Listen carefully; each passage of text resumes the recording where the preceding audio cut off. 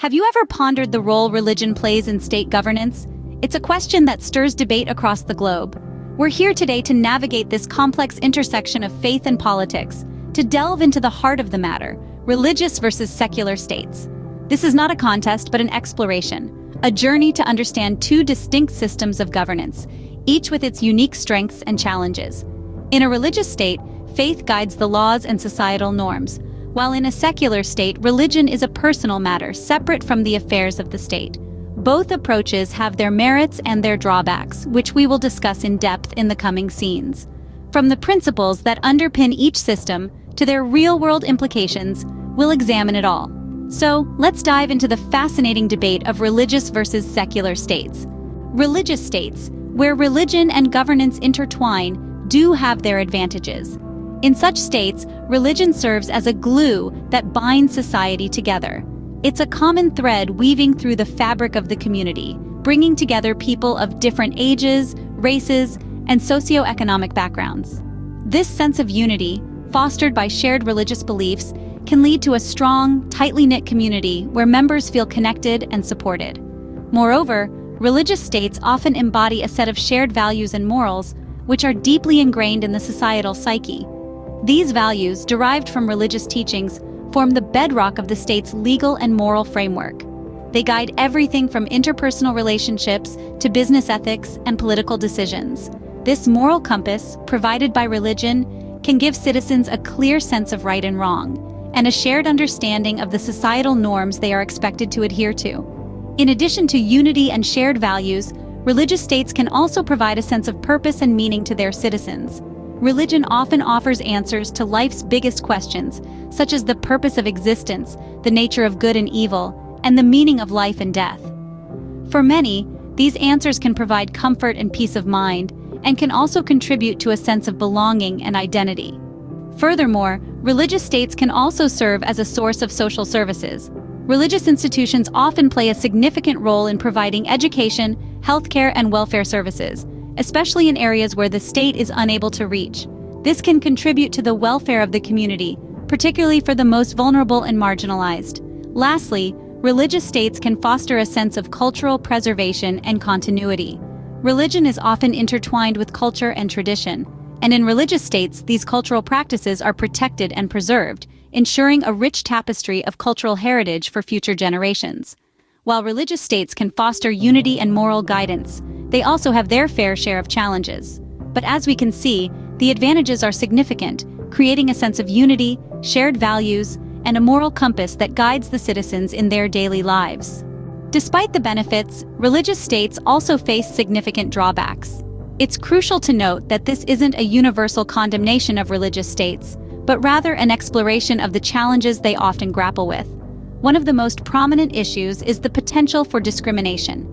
In a religious state, a particular religion is often recognized as the state religion, which can lead to bias and preferential treatment.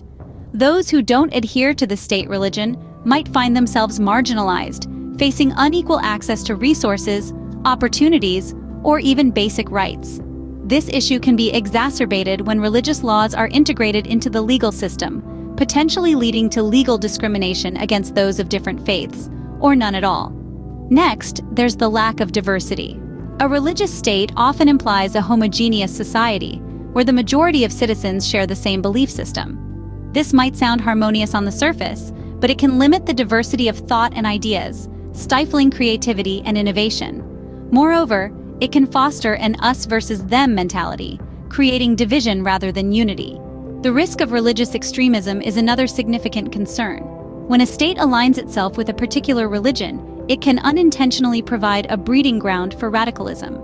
Extremists might leverage the state's religious identity to justify their actions, leading to social unrest, violence, or even terrorism. Furthermore, religious states can sometimes become embroiled in conflicts with other states over religious differences, which can have devastating consequences. Lastly, there's the issue of individual freedom. In a religious state, citizens might feel pressured to conform to the state religion, even if it doesn't align with their personal beliefs. This can restrict their freedom of thought, conscience, and religion, which are fundamental human rights recognized by the Universal Declaration of Human Rights. That's the paradox of religious states. Now let's turn our attention to secular states. Secular states, where religion and governance remain separate, also offer compelling benefits. Let's delve into the advantages of such a system, starting with one of the most significant benefits: freedom of religion. In a secular state, everyone is free to practice their own religion, or to practice no religion at all. This freedom is a cornerstone of human rights, ensuring that no individual is pressured or coerced into following a particular religious path. Moreover, secular states often foster a rich tapestry of diversity. With religious freedom comes a multitude of beliefs, perspectives, and cultures. This diversity can lead to a vibrant, dynamic society, where every voice can be heard and every viewpoint valued. It can also lead to increased levels of tolerance and understanding, as people of different faiths or no faith learn to live and work together harmoniously. Equality is another key advantage of secular states. By keeping religion separate from governance, these states ensure that all citizens, regardless of religious beliefs or lack thereof, are treated equally under the law. There's no preferential treatment or bias based on religion. This equality extends to all areas of public life, including education, employment, and access to public services. The principle of separation of church and state is another compelling benefit of secularism. It prevents religious institutions from unduly influencing government policies and decisions. This separation safeguards the democratic process, ensuring that it's the will of the people, not religious doctrine, that shapes the laws and regulations of the land. In essence, secular states provide a framework for a society where everyone, regardless of their religious beliefs or affiliations, can live freely, fairly, and without fear of religious discrimination. They foster a diverse, tolerant, and equal society, where the separation of church and state ensures a fair and democratic governance. However, just like religious states, secular states also face their own set of challenges. While secular states promise equality and diversity, they are not without their own difficulties. One of the primary challenges that can emerge in a secular state is the potential for moral relativism.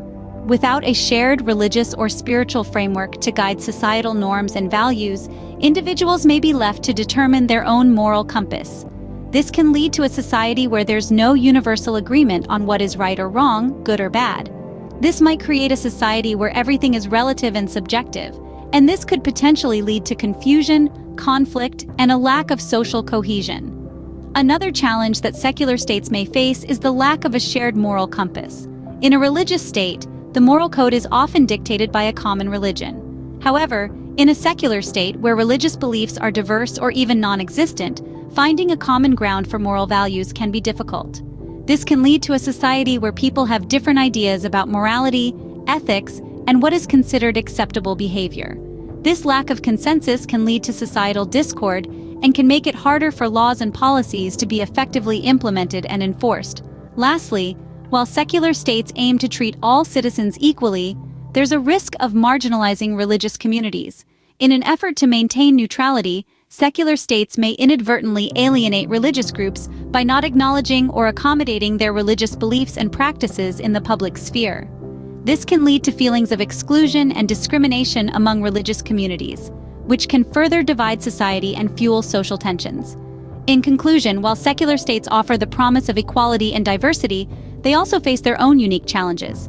These include the potential for moral relativism, the lack of a shared moral compass, and the risk of marginalizing religious communities.